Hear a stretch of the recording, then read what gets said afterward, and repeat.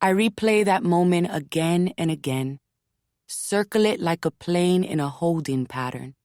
How that morning, on the 5th day of June, the worst thing I could imagine was being lectured for my progress report or getting another nudge to return to the chess club.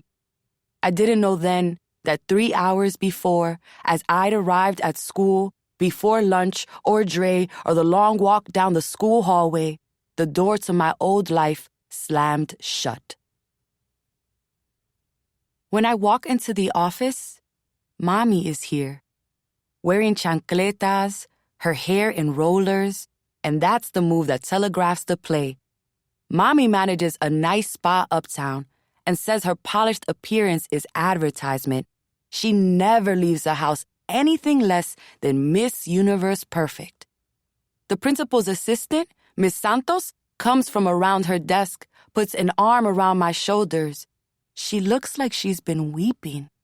I want to shake her arm off, want to shove her back to her desk. That arm is trying to tell me something I don't have the stomach to hear. I don't want her comfort, don't want Mommy here or anything about what's to come.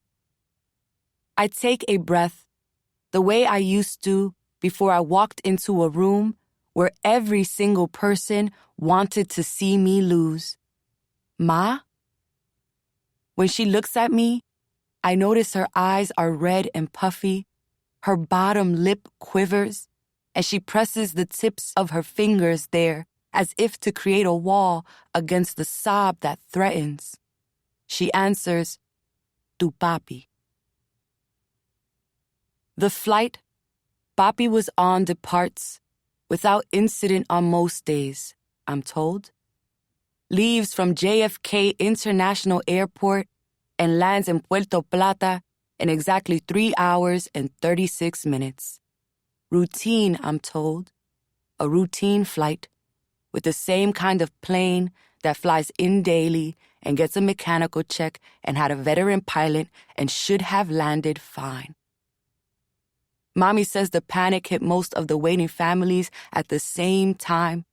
Here, in New York, with the Atlantic refereeing between us, we knew much earlier. 30 minutes after the plane departed, it was reported that the tail had snapped, that like some fishing, hunting creature, the jet plunged into the water, completely vertical, hungry for only God knows what. Pray. Sank. I sign myself out of school, ignore Miss Santos's condolences. Mommy is still crying.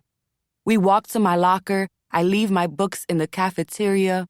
Mommy is still crying. I leave school without saying goodbye to Dre.